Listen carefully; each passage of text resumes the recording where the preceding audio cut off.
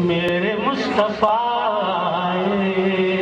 دعوت و ہدایت کی ایک ہنسی شفق لے کر، میرے مصطفیٰ میرے مصطفیٰ۔ بسم اللہ الرحمن الرحیم۔ ناظرین السلام علیکم ورحمۃ اللہ وبرکاتہ۔ میں ہوں عزیز بلگامی اور سیدھی بات ٹی وی چینل کے ادبی پروگرام فکر و فن شعر و سخن میں آپ ناظرین کا خیر مقدم کرتا ہوں۔ آج ہماری بزم کے مہمان خانوادہ بابو خمسہ عبدالغفور بنارسی کے چشم چراغ، ادب نواز عبدالحکیم بنارسی کے پوتے اور معروف شاعر الحاج عبدالمتین ضیاء بنارسی کے فرزند، اور شائستہ لب و لہجے کے شاعر مختار عالم بنارسی کے بڑے بھائی، معروف شاعر و نامور ناظم مشاعرہ محترم غفران امجد بنارسی صاحب ہیں، جنہوں نے ہمیں آج اپنی میزبانی کا شرف بخشا ہے۔ ان کے افکار کی اصابت، ان کے کردار کی عظمت، ان کے گفتار کی نجابت اور بزم ہائے مشاعرہ میں ان کی قیادت، سیادت و نظامت تو مشہور ہیں ہی، لیکن ان کے ہم نشینوں کو، جن میں ہم بھی شامل ہیں، جو چیز سب سے زیادہ متاثر کرتی ہے وہ ان کے مزاج کی سادگی و شائستگی اور ان کے کلام کی شستگی اور سلیقگی ہے۔ اگرچہ کاروباری مقاصد کے لیے بنارس سے بنگلور نقل مکانی ضروری ہوئی، لیکن خوشی کی بات یہ ہے کہ وہ اپنے ساتھ ایک زرخیز قلم بھی لے آئے۔ ان کی ہجرت کے 14 سال گواہ ہیں کہ انہوں نے نہ صرف اپنی کاروباری مصروفیات کو کامیابی کے ساتھ جاری رکھا، بلکہ اپنے کاروبار کے ساتھ شعر و سخن کے گیسو بھی سنوارتے رہے۔ محترم غفران امجد صاحب سیدھی بات ٹی وی چینل کے زیر اہتمام چلنے والے ادبی پروگرام فکر و فن شعر و سخن کے لیے ہماری اسٹوڈیوز میں آپ کا خیر مقدم ہے۔ بہت نوازش۔ آپ کے شایان شان استقبال میں میں نے آپ کے لیے قطع کہا ہے۔ شکریہ۔ عرض کرتا ہوں کہ زبان کوثر و تسنیم سے دھلی ہوئی ہے، زبان کوثر و تسنیم سے دھلی ہوئی ہے، چمک ہنر کی رخ شعر پر سجی ہوئی ہے۔ بہت نوازش۔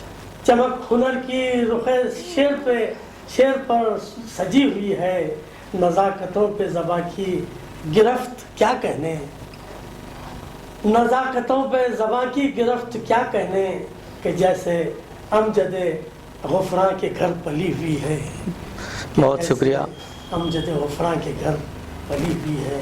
غفران امجد صاحب یہ بتائیں کہ یہ 14 سالہ ادبی بنباس، یعنی 14 سالہ ہونے کو ہے، جی جی یہ بنباس کیسے گزرا یا گزر رہا ہے؟ جی، اس سے پہلے تو میں آپ کے چینل، اس کے مالک اور تمام معاونین کو مبارکباد پیش کرتا ہوں کہ جن وجوہات سے آپ کا چینل پہچانا جاتا ہے ان میں ایک بہت ہی مقبول اور اہم ذریعہ ادب ہے، جس میں سمجھتا ہوں اس کا صحرا آپ کے سر جاتا ہے، جو بہت مشہور ہو رہا ہے ان دنوں۔ الحمدللہ۔ اور رہا بنباس کا سوال، تو میں اپنے آپ کو بڑا خوش قسمت سمجھتا ہوں کہ جب میں بنارس سے بنگلور آیا جی تو مجھے کچھ ایسے احباب ملے جی کہ پتہ ہی نہیں چلا کہ میں بنارس سے 3000 کلومیٹر دور بنگلور میں مقیم ہوں، جی اور بالکل لگ رہا ہے کہ میں اپنے وطن میں رہتا ہوں۔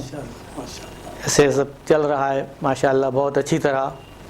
اور ہم نے بنارس میں ایک تنظیم بزم اردو کے نام سے جو قائم کی تھی، جب بنگلور حاضری ہوئی تو احباب سے مل کے اس تنظیم کو یہاں بھی قائم کیا، اور میں سمجھتا ہوں 22 نومبر 2007 سے آج تک رواں دواں ہے، اور آپ تمام صاحبان کی محبتیں مل رہی ہیں۔ جی جی غفران بھائی، تہذیبی اعتبار سے اردو کو جو ماحول بنارس میں میسر ہے، جی کیا آپ محسوس کرتے ہیں کہ وہی ماحول بنگلور میں بھی آپ کو میسر آیا؟ جی بالکل، بہت ہی باریک سا فرق ہے۔ جی میں سمجھتا ہوں نہ صرف بنارس بنگلور بلکہ تمام ہندوستان میں جی جی اردو اور ادب کی ایسی حالت ہے کہ اگر کہیں بھی آپ ایک پروگرام منعقد کرنا چاہیں اور چاہتے ہیں کہ 10 سے 12 معیاری شعراء کو مدعو کر لیا جائے تو بڑی دشواری پیش آتی ہے۔ بنارس میں بھی، بنگلور میں بھی، اور تمام جگہ، ممبئی جیسے شہر میں بھی یہی حال ہے، لکھنؤ جیسے شہر میں بھی آج یہی حال ہے۔ اچھا غفران بھائی، آپ 14 سال کا عرصہ یہاں گزار چکے ہیں، یہاں کے شعراء کے بارے میں آپ کے احساسات کیا ہیں؟ جیسا کہ میں نے کہا کہ پورے ہندوستان میں، ہندوستان ہی کی بات کروں گا کہ پورے ہندوستان میں پہلے ایسا تھا کہ فلاں جگہ ادب کا اچھا ماحول ہے، یہ ہے وہ، آج تمام ہندوستان میں ایک جیسا ماحول ہے، اور تعداد تو بہت مل جاتی ہے لیکن معیار کے اعتبار سے ہم سمجھتے ہیں کہ بنگلور میں جو چند نام ہیں، نام نہ لیا جائے تو بہتر ہے، لیکن بہت اچھی شاعری ہو رہی ہے، اور وہاں اچھی شاعری ملتی ہے جو لوگ ادب کے مطالعے سے جڑے ہوئے ہیں اور پوری دنیا کی وہ خبر رکھتے ہیں، تو ان کے یہاں شاعری اچھی ہو رہی ہے، ورنہ ہر جگہ جہاں تعداد ہوتی ہے 50 شاعر مل جائیں گے، لیکن انگلیوں پہ اگر گنا جائے تو بڑی دشواری ہوتی ہے اچھے شعراء کے لیے، تو وہاں بھی وہی حال ہے، یہاں بھی ہے۔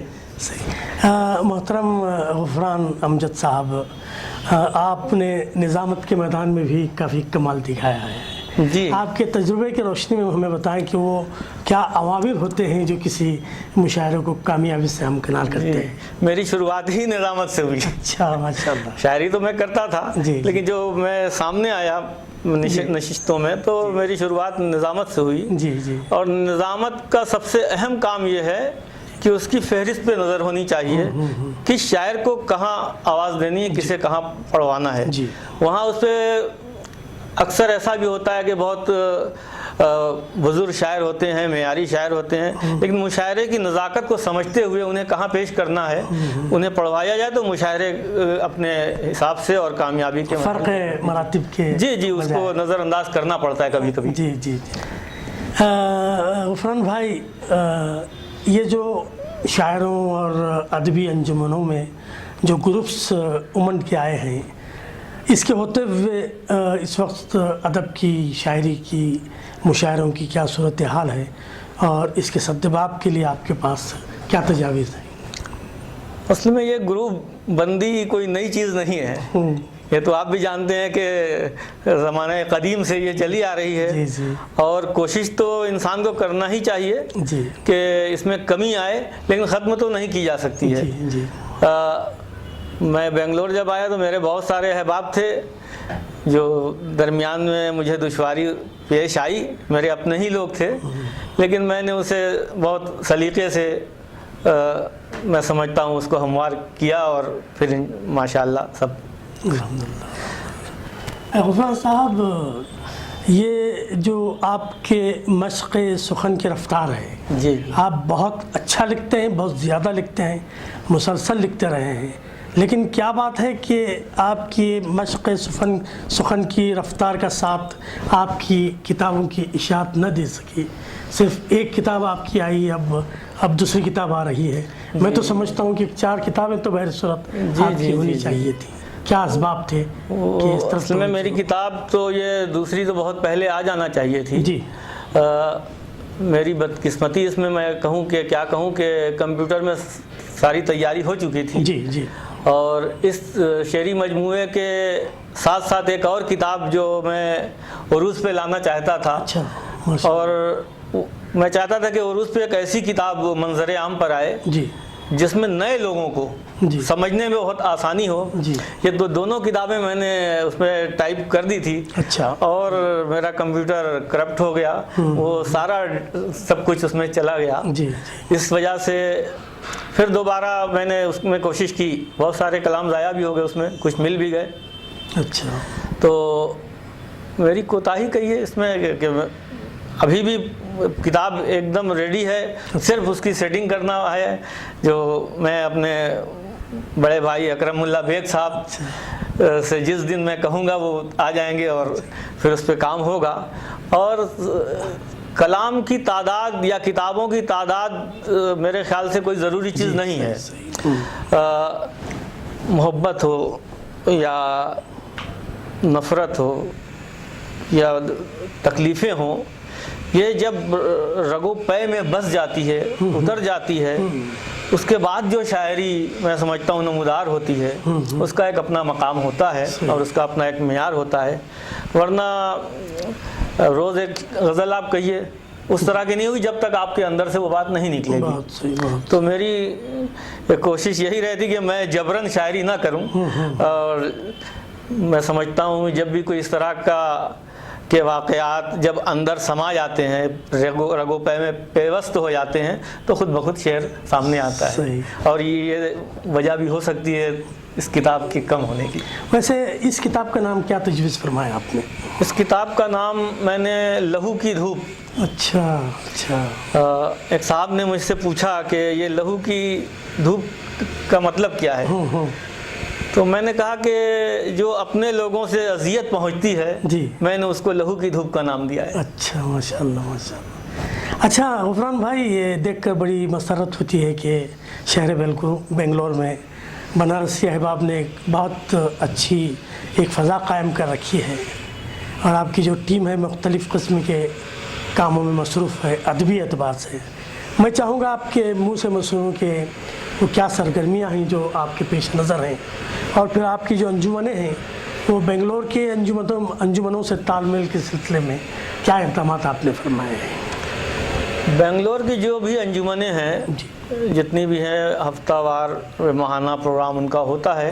میں سمجھتا ہوں بنارسی جو بھی احباب ہیں وہ اپنے آپ کو بنگلور کا ہی سمجھتے ہیں، اور تمام انجمنوں میں گاہے بگاہے وہ شریک ہوتے رہتے ہیں، چاہے وہ اردو کی انجمنیں ہوں یا کچھ ہندی والے کی بھی جو تنظیمیں ہیں، اس میں بھی میں سمجھتا ہوں اکثر و بیشتر شامل رہتے ہیں، اور شانہ سے شانہ ملا کر چلنے کی کوشش کرتے ہیں۔ آپ کی اپنے انجمنوں کی بات میں کر رہا تھا کہ کیا سرگرمیاں ہیں جو آپ نے وہاں بنارس میں جو قائم کی تھی، اسی نام سے یہاں جو قائم کیا ہے، اس کے زیر اہتمام کیا کچھ ہو رہا ہے؟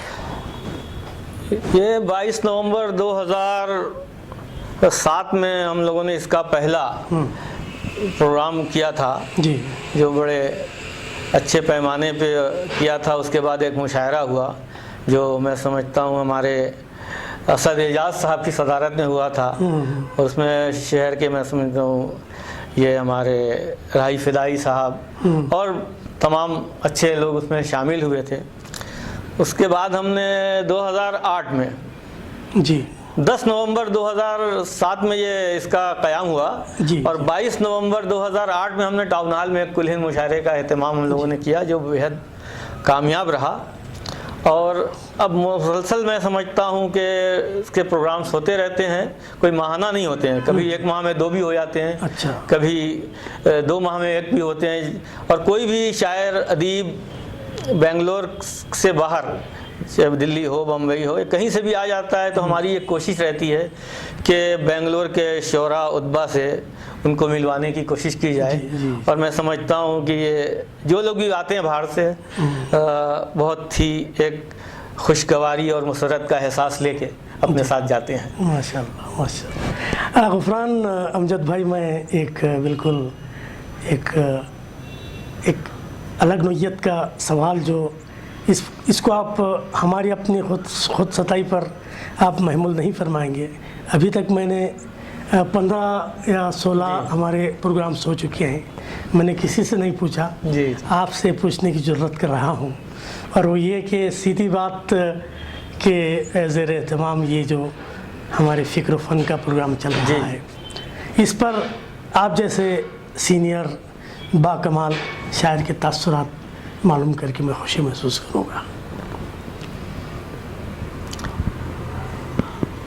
میں سمجھتا ہوں بنگلور کے جو شعراء ہیں جتنے شعراء کو میں پسند کرتا ہوں اور جن کو میں سمجھتا ہوں کہ ان کی شاعری عالمی سطح پر رکھی جاتی ہے، ان میں سمجھتا ہوں کہ محترم عزیز الگامی صاحب ہیں، ریاض خمار صاحب ہیں، مولانا افسر عزیزی صاحب ہیں، سردار ایاب صاحب ہیں، جی راہی فدائی صاحب ہیں، اور بھی کئی لوگ ہیں جن کی شاعری نہ صرف ہندوستان بلکہ عالمی سطح پہ اس کو مقام حاصل ہے۔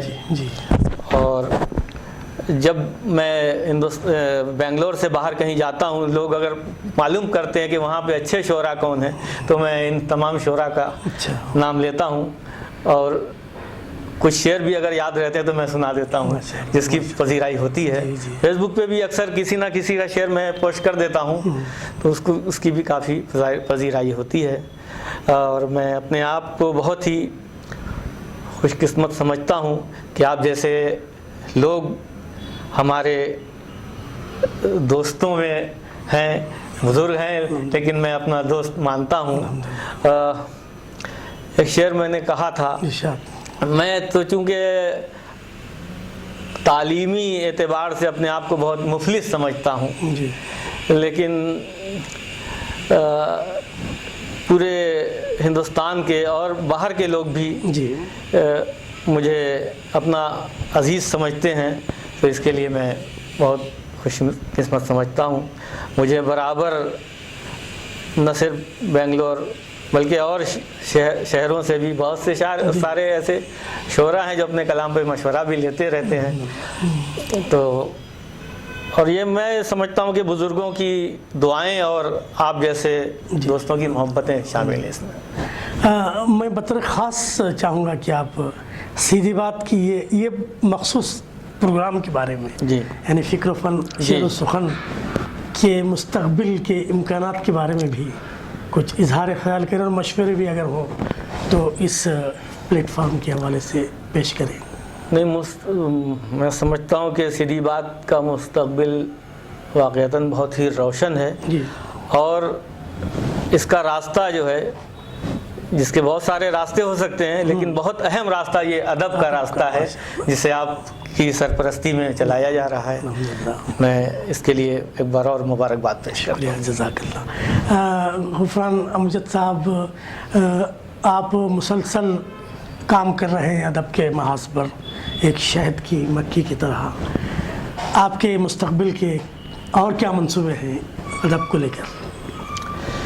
میں چاہتا ہوں کہ جو بھی ادب کی اصناف ہیں ادب کے، تو اس پہ کام ہوتا رہے اور ترقی ہوتی رہے، اور میں چاہتا ہوں یہ جو ہمارے نئے لوگ ہیں جو زیادہ تعداد میں ہیں، وہ سنی سنائی ہوئی شاعری کے پیچھے نہ چلیں، صحیح، بلکہ اپنے تجربات و مشاہدات کو جی خاطر خواہ اپنے کام میں لائیں، اور اپنے تجربات کی بنیاد پہ وہ جو بھی ہے، جیسی بھی ہے شاعری پیش کرے تو اس کی ایک الگ قدر ہوگی، ماشاءاللہ ماشاءاللہ، ورنہ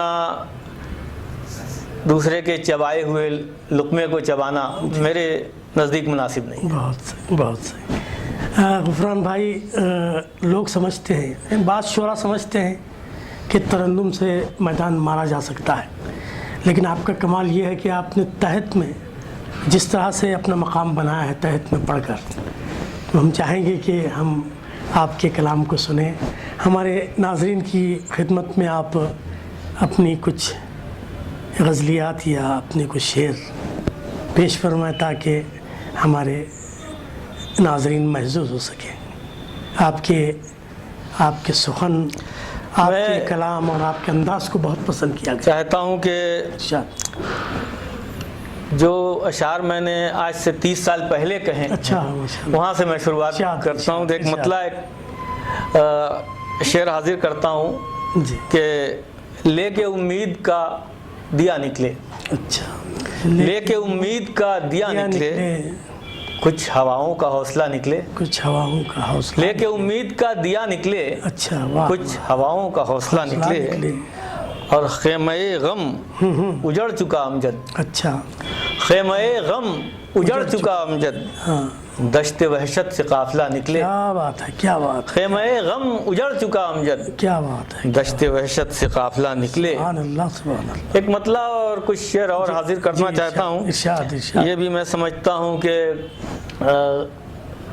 35 साल पुराने हैं और मेरे मजमूए कलाम में भी नहीं है, ये अच्छा, इरशाद। रह गया था। तो देखें कि न सुबह वसत न शाम वसत, न सुबह वसत न शाम वसत, क्या लतीफ़ है, वाह वाह वाह, ये किसने कर दी हराम वसत। वाह साहब, वाह वाह वाह, न सुबह वसत न शाम वसत, वाह वाह, ये किसने कर दी हराम वसत।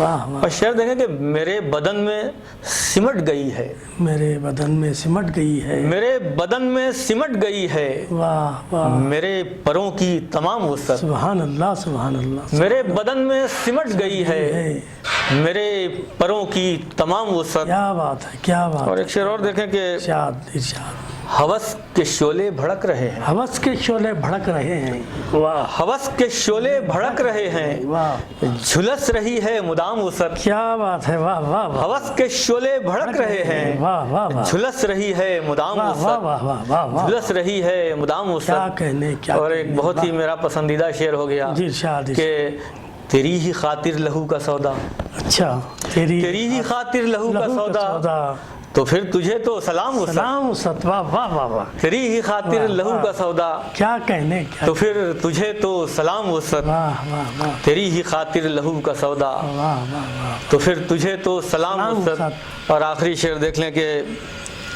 घुटन सी होती है उससे मिलकर, घुटन सी होती है उससे मिलकर, और उसने रखा है नाम वसत। नाम वसत, वाह वाह, घुटन सी होती है उससे मिलकर, वाह वाह वाह, और उसने रखा है नाम वसत। क्या कहने, घुटन सी होती है उससे वाह, मिलकर, वाह, वाह, वाह, और उसने रखा है नाम नाम वसत। वसत, वाह वाह, और मक्ता भी देख लें इरशाद, कि मैं जब से अमजद सिमट गया हूँ, अच्छा, मैं जब से अमजद सिमट गया हूँ, वो लेके बैठे हैं खाम वसत। खाम वसत, वाह वाह, मैं जब से अमजद सिमट गया हूँ, वो लेके बैठे हैं खाम वसत, न सुबह वसत न शाम वसत, ये किसने कर दी हराम वसत। सुभान अल्लाह, ये किसने कर दी हराम वसत। 35 साल कबल आपका ये आलम था, तो जाहिर है कि इस वक्त तो आप खलाओं में बहुत बुलंदियों पर आप मौजूद हैं। मैं चाहूँगा कि कुछ ताज़ा शेर भी हो जाए, 1 2 3 सही, बिल्कुल इस दौर के लिए, आज के माहौल के लिए, ताकि आज का रंग भी हमारे अहबाब देख सके। जी, देखें कि बहुत सादा सा मतला है जी, इरशाद, कि तारीकी हयात मिटाने में लग गया, अच्छा, तारीख ये हयात मिटाने में लग गया, तारीकी हयात मिटाने में लग गया, सारा लहू चराग जलाने में लग गया। अच्छा, वाह वाह, तारीकी हयात मिटाने में लग गया, सारा लहू चराग जलाने में लग गया। वाह वाह वाह, और शेर देखें कि अब फिक्र कौन करता है ज़र्फ़ो ज़मीर की, अच्छा, अब फिक्र कौन करता है ज़र्फ़ो ज़मीर की, सारा जहान खुद को उठाने में लग गया, उठाने में लग गया, सारा जहान खुद को उठाने में लग गया। वाह, एक शेर देखें कि माहो नजूम आंखें चुराएं न क्यों भला, माहो नजूम आंखें चुराएं न क्यों भला, वाह, मेरा वजूद आईना खाने में लग गया, आने में लग गया, मेरा वजूद आईना खाने में लग गया।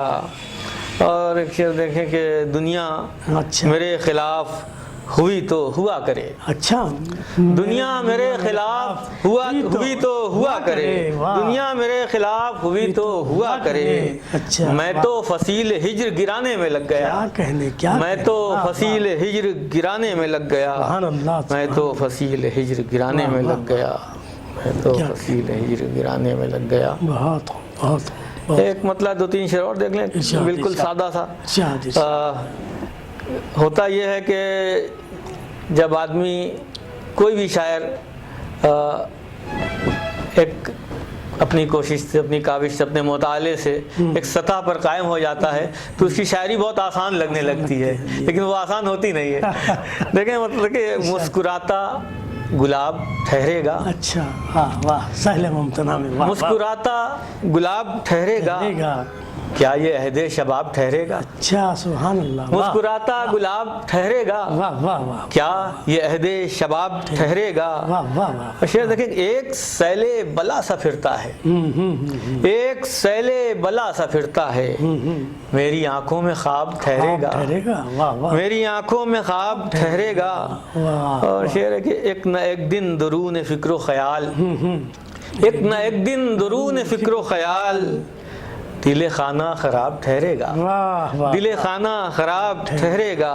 واہ صاحب، واہ صاحب، اور دیکھیں کہ ابر غم تو برس رہا ہے مگر، ابر غم تو برس رہا ہے مگر، دشت و صحرا میں آب ٹھہرے گا، کیا بات ہے، دشت و صحرا میں آب ٹھہرے گا۔ واہ واہ واہ، اور پاؤں کب تک توانا رہتے ہیں، پاؤں کب تک توانا رہتے ہیں، یہ سفر کا عذاب ٹھہرے گا، سبحان اللہ سبحان اللہ، یہ سفر کا عذاب ٹھہرے گا، واہ واہ یہ سفر کا عذاب ٹھہرے گا۔ اور مقطع بھی دیکھ لیں کہ واہ واہ، اس کی آنکھوں کی جھیل میں امجد، اچھا، اس کی آنکھوں کی جھیل میں امجد، واہ، کیا کوئی آفتاب ٹھہرے گا؟ کیا کہنے امجد بھائی، واہ واہ، اس کی آنکھوں کی جھیل میں امجد، واہ واہ امجد، کیا کوئی آفتاب ٹھہرے گا؟ سبحان اللہ سبحان مسکراتا گلاب ٹھہرے گا، اللہ سبحان، کیا یہ عہد شباب ٹھہرے گا؟ بہت بہت بہت شکریہ محترم غفران امجد صاحب کے، اپنے کلام سے بھی ہمیں نوازا۔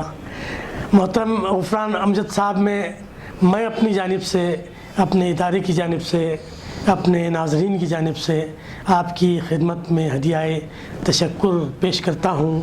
ناظرین، یہ تھے محترم غفران امجد صاحب، جو ادب، شعر و سخن کے مختلف پہلوؤں کے ساتھ ساتھ اپنے کلام سے بھی نواز رہے تھے۔ انشاءاللہ ہم بہت جلد ایک اور ادبی شخصیت کے ساتھ آپ کی خدمت میں حاضر ہوں گے۔ تب تک کے لیے عزیز بیلگامی کو اجازت دیں۔ والسلام علیکم ورحمۃ اللہ وبرکاتہ۔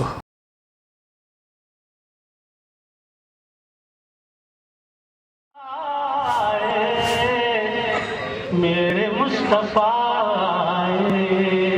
دعوت و ہدایت کی ایک حسین شفق لے کر، میرے مصطفیٰ